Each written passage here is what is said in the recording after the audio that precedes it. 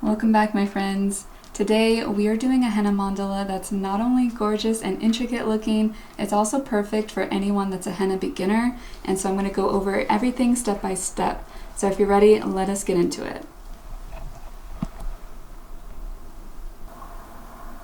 So first we're going to start with a simple swirl and end with a nice luscious dot in the center. And then we are going to do some simple scallops all the way around, which you've seen me do in pretty much all the videos that we've filmed. Incorporate some form of scallops. So if you haven't seen those videos, I'll link them up above.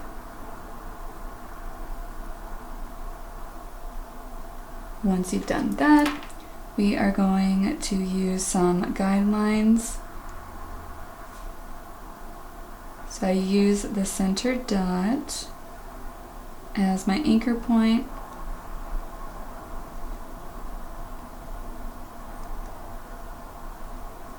And I can kind of see that one's not fully in the center, so you can actually use your finger ever so slightly to erase it. And then you can do it again. Now I'm going to go in between each of these because we are going to be doing scallops that are a little bit wider and thicker. So this will help give you a little bit better idea of where to place them and how to space them out a little bit more balanced.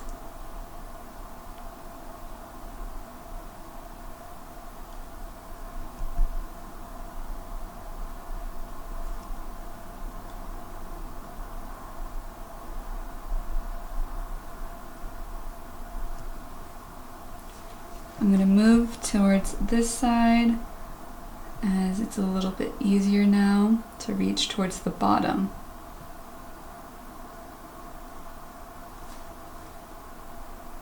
And you can kind of see as I work a little bit of a buildup develops on the tip of the cone, so I'm always cleaning the tip, that way the lines don't come out squiggly.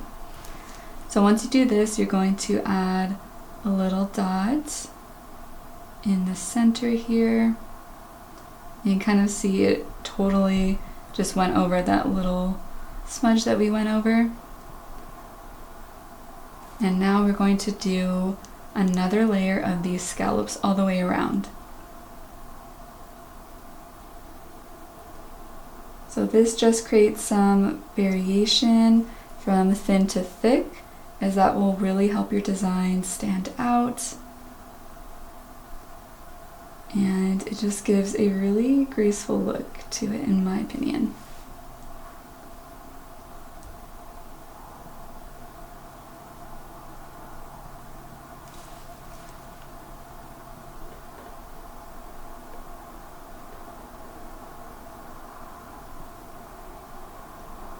So now, once you've finished that, again, we're going to do the same type of guideline, but instead of an actual line, we're going to do a dot.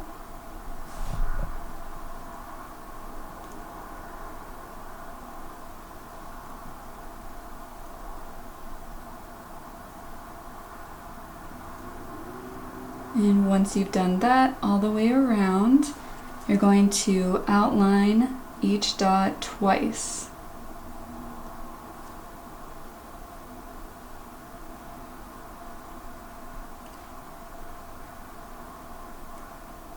One thing I want to mention with mandala types of designs is that you don't have to be so hard on yourself if, some of these are a little bit off.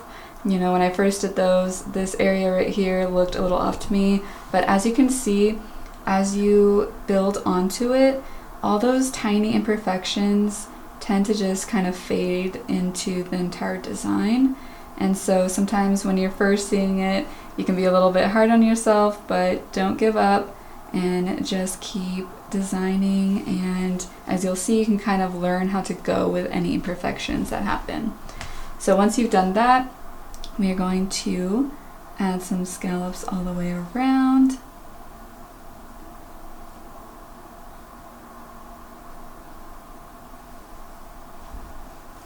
As you can see, there is a little bit more space there, but you'll see the next step that we do, again, will just kind of make that slight imperfection go away.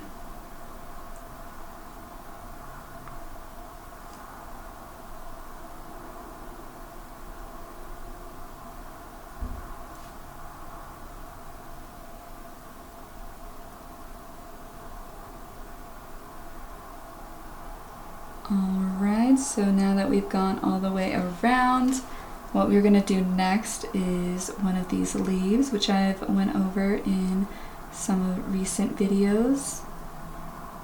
If you need help with those, you can definitely check. I'll put it in the description as well. But as you can see, already looking so much better. So I start with the middle one first, and then I just kind of go on either side.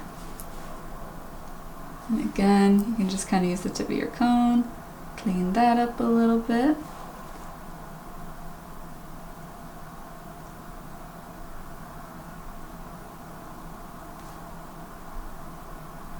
Henna is pretty forgiving, honestly. That's one of the reasons I love it so much.